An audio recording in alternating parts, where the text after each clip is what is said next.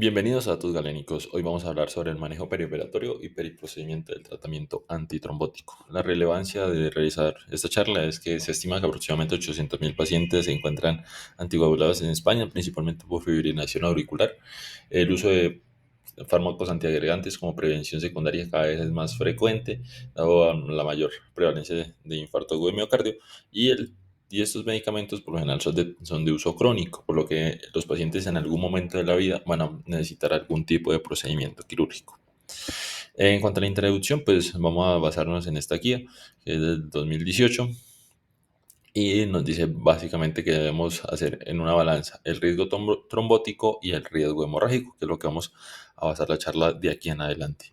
Entonces, en cuanto al riesgo tromboembólico, vamos a poder clasificarlo en alto, moderado o bajo, dependiendo la probabilidad de que produzca un evento tromboembólico en el siguiente año, tanto arterial como venoso. Si es alto, quiere decir que esto se va a producir en más del 10% de los casos, medio entre el 5 al 10% y bajo menor al 5%. Ahora, los criterios para definir qué es alto, moderado y bajo depende de la patología de base que tenga el paciente, si tiene válvulas cardíacas mecánicas, fibrilación auricular, tromboembolia venosa, y dependiendo de la enfermedad que tenga, algunos criterios para incluirse dentro de los grupos de riesgo.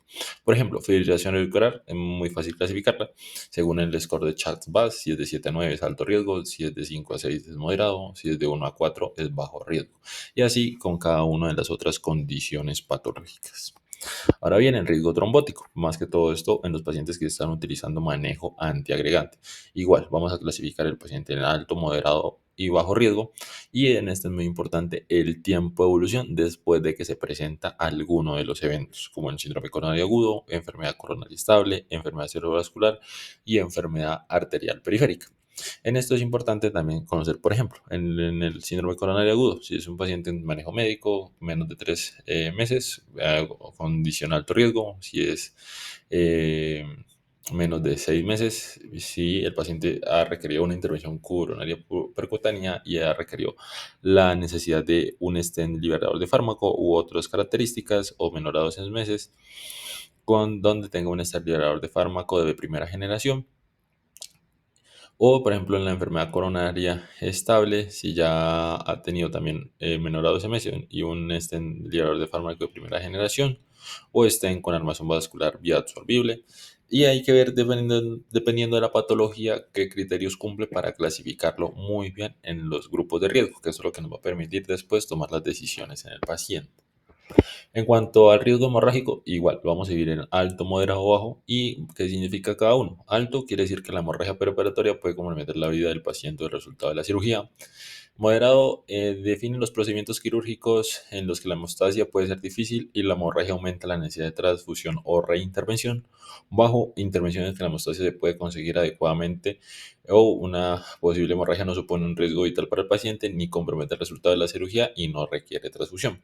Ahora bien, para ver los criterios de cada uno de estos, vamos a ver a continuación. La guía nos dice estratifique el riesgo hemorrágico. Entonces, ellos dan el riesgo hemorrágico según el procedimiento que se vaya a realizar. Aquí traigo solo como a los procedimientos de cirugía cardiovascular o cirugía general para determinar los pacientes en bajo riesgo, riesgo moderado o alto riesgo. Asimismo, para otras especialidades, por ejemplo, urología, también tiene la guía sus propios criterios. Lo que yo invito es, vayan al documento, les voy a dejar el link en la descripción del video, y miren en el material suplementario cuál es la cirugía que se va a hacer y estimen el riesgo hemorrágico. Pero sin embargo, los factores de riesgo para hemorragia que ya se han establecido: que el paciente tenga mayor de 65 años, insuficiencia renal o hepática, antiagregado más manejo anticoagulante, una hemorragia en los 3 meses previos al procedimiento, trombosis y citopenia, los pacientes con un INR variable, más que todos los pacientes que utilizan warfarina. ¿Cuándo suspender la anticoagulación? Y eso es muy importante conocer la farmacología, depende de la vía media de eliminación. En la warfarina sugiere suspenderlo 5 días antes y el INR de 2 a 3, aunque hay otras consideraciones dependiendo el INR, que las vamos a ver más adelante. La meta de INR antes del procedimiento es menor a 1.5, y en los pacientes con anticoagulantes orales depende de la tasa de filtración glomerular y el riesgo de intervención, que eso lo que vamos a ver un poquito más adelante en una gráfica. Por eso es importante conocer la farmacología. Aquí traigo específicamente los aspectos farmacológicos de los anticoagulantes orales, su biodisponibilidad oral, su fijación a proteínas y, más importante, la vida media. Por ejemplo, aquí podemos tener la vida media para el dabigatran, que es un poco la más prolongada de los cuatro aquí presentados, y la más baja es, por ejemplo, el del rivaroxaban o incluso el apixaban. ¿Listo? Y muy importante, la tasa de eliminación renal. Por ejemplo, el dabigatran, el que tiene más eliminación renal, seguido por el leoxaban, rivaroxaban y apixaban, entre otras consideraciones del metabolismo que va a tener el fármaco. Y si es un profármaco o no lo es.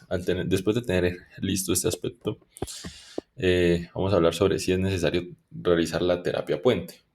Los pacientes que utilizan anticoagulantes orales y tienen un bajo riesgo tromboembólico no requieren terapia puente. No hay diferencias estadísticamente significativas en los eventos tromboembólicos y el uso de terapia puente mayor riesgo, se ha asociado con mayor riesgo de sangrado. ¿Y cuando lo utilizamos? Cuando recomendamos utilizar la terapia puente, más que todo en los pacientes con riesgo tromboembólico alto o en pacientes que estén usando warfarina. Ya vamos a ver eso. Ahora, ¿cuándo suspender la terapia puente? Después de esta pues por lo general son con heparinas de bajo peso molecular o heparina no fraccionada. Si el paciente va a tener dosis de profilaxis, se puede suspender hasta 12 horas antes de la intervención. Y si va a tener dosis terapéuticas o dosis de anticoagulación, 24 horas antes de la intervención. Y en cuanto a la heparina no fraccionada, se debe suspender 4 a 6 horas antes de la intervención. Y después, después de que tengamos la intervención quirúrgica, ¿cómo reintroducir la anticoagulación? El principal factor es adecuada hemostasia durante el proceso de intervención y una adecuada a una ausencia de hemorragia en el postprocedimiento. De aquí la importancia de establecer comunicación con el equipo quirúrgico. ¿Cuándo? Idealmente 24 horas después del procedimiento o 48 a 72 horas si el riesgo hemorrágico es alto. Ahora bien, vamos a ver el flujograma de lo que acabamos de hablar. Entonces, el paciente en tratamiento anticoagulante, ¿es una urgencia quirúrgica? Sí o no. Si es sí, va a cirugía y más adelante vamos a ver unas consideraciones. Si no, ¿es necesario suspenderlo? Entonces, depende. Sí, el riesgo tromboembólico. Si es bajo, suspender los anticoagulantes orales sin requerir terapia puente. Si es alto, suspenderlos, pero valorar la terapia puente. Como ya lo vimos en los pacientes con alto riesgo tromboembólico, se sugiere el inicio de terapia puente. ¿Cuándo suspende la anticoagulación? Depende del riesgo hemorrágico. Por ejemplo, dabigatran. Si tenemos un riesgo hemorrágico bajo y dependiendo de la tasa de filtración glomerular, si es mayor a 80, se sugiere suspender 2 días antes del procedimiento. Si el riesgo hemorrágico es medio alto y la tasa de filtración glomerular es mayor a 80, se sugiere suspender 3 días antes del procedimiento y así dependiendo el nivel de tasa de filtración. Igual para los otros, rivaroxaban, apixaban, edoxaban, depende también, igual el riesgo hemorrágico, si es bajo o medio alto y dependiendo de la tasa de filtración glomerular. Si debe suspender los 2 o 3 o incluso 4 días antes, dependiendo pues de este cálculo. Y en cuanto a los antagonistas de vitamina K, la warfarina especialmente, que es el más utilizado, vamos a ver que si el INR es menor a 2, la warfarina se debe suspender 5 días antes del procedimiento y hacer un control de INR preoperatorio, idealmente que esté en 1.5. Si el INR está en 2 a 3, suspenderlo 6 días antes. Si está mayor a 3, suspenderlo 7 días antes. Y pues durante este tiempo instalar la terapia puente, como ya lo vimos. Ahora bien, después de que se realiza la cirugía, ¿qué sigue? Reintroducir la anticoagulación. Entonces vemos el riesgo hemorrágico. Y entonces, el riesgo hemorrágico, según lo que vimos, adecuada hemostasia intraoperatoria y que ausencia de hemorragia post procedimiento. Entonces, bajo moderado, iniciar entre las primeras 24 horas. Si el paciente ya venía utilizando antagonistas de la vitamina K, reiniciarlo también, pero con terapia puente, como ya lo conocemos. Si es alto, iniciar el riesgo hemorrágico, pues iniciar los anticoagulantes orales después de las 48 a 72 horas sin necesidad de terapia puente con heparinas. Ahora bien, vamos a hablar sobre el manejo antiagregante. ¿Cuándo suspender ASA? Pues lo ideal es mantener el ASA.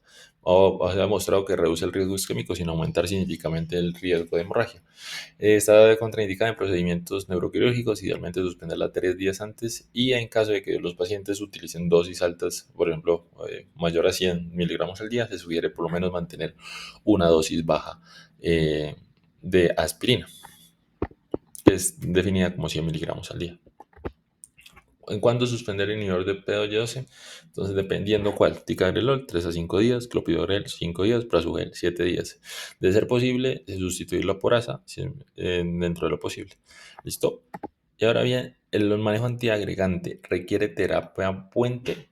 Esa es una importante pregunta. Y entonces, ¿qué nos dice la guía? Entonces, estima el riesgo tromboembólico. Si es alto, idealmente en los 30 días después del inicio de doble antiagregación plaquetaria y un riesgo hemorrágico moderado grave y no se puede aplazar la intervención quirúrgica.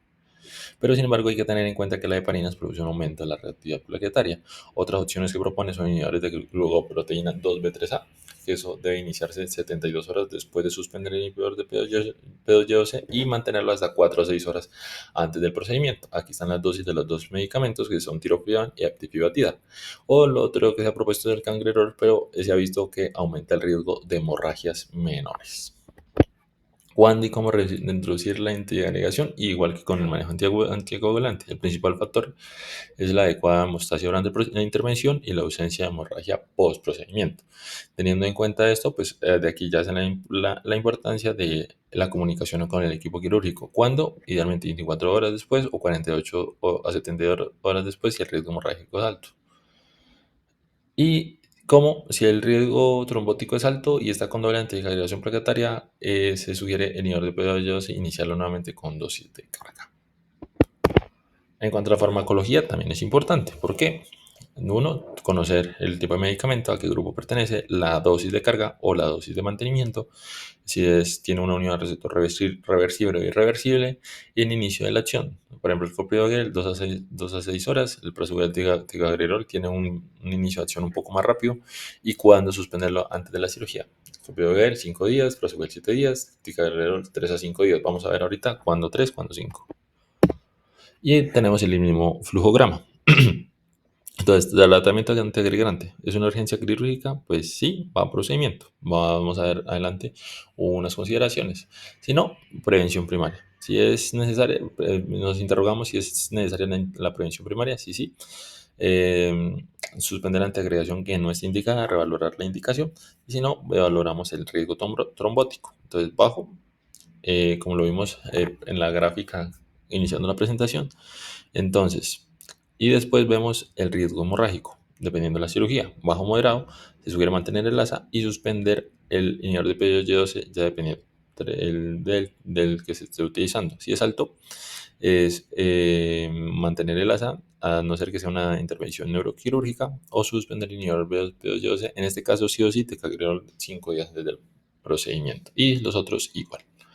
Ahora bien, riesgo trombótico moderado o alto, cirugía diferible, sí y no. Si la cirugía es diferible, posponer el procedimiento hasta que el riesgo trombótico sea bajo. Como vimos en la gráfica al inicio, el riesgo trombótico se va convirtiendo bajo a medida que avanza el tiempo. Y cirugía no, entonces vemos el riesgo hemorrágico, dependiendo del tipo de intervención quirúrgica, bajo, moderado, alto. Si es bajo, pues mantener el ASA y se puede mantener el inhibidor del P2Y12. Si es moderado o alto, hay que individualizar. En los casos de moderado, se puede mantener el ASA y hay que valorar la suspensión del P2Y12. Y en el alto, pues igual mantener el ASA y está contraindicado en neurocirugía y suspender el inhibidor del P2Y12 dependiendo del tiempo. 5 días ticagrelor, 5 días para clopidogrel, para subir 7 días. Y en este caso, sí se sugiere valorar la terapia puente. ¿Listo? Después de que va a cirugía, vemos cómo reiniciar la antiagregación, idealmente en las 24 horas tras la cirugía o en las 48 a 72 horas si el riesgo hemorrágico es alto. Ahora bien, ¿cómo hacer la anticoagulación?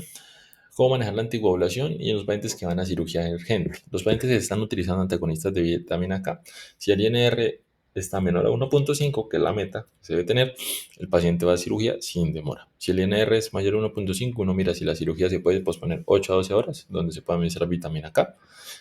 O si la cirugía es inmediata, podemos tener la de primera opción, un complejo protomínico de 25 a 50 unidades por kilo, o de segunda opción, un plasma fresco congelado, 15 a 30 mililitros por kilo.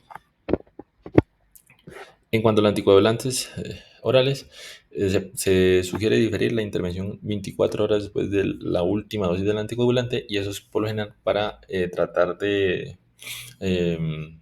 que 2 vidas medidas de eliminación pues si la función renal es normal.